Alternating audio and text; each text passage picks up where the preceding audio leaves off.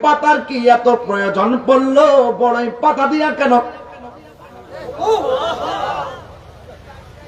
দেখবেন আপনাকে আমাকে গোসল দেওয়ার সময় নাকে দিয়া তুলা ঢুকাই, কান দিয়া তুলা ঢুকাই, জিজ্ঞাসা করি নাক দিয়া কেন তুলা ঢুকাইছো? কই নাক দিয়া যেন ভিতরে পানি না ঢুকে, কান দিয়া যেন পানি না ঢুকে। কত মায়া মায়ারি, কত মায়া। আস্তে আস্তে করে এমন একটা সাবান বাছাই করে, কসকো সাবান, তাই সাবানটা দিয়া শরীর পরিষ্কার হয় বেশি, ফেনা উঠে কম।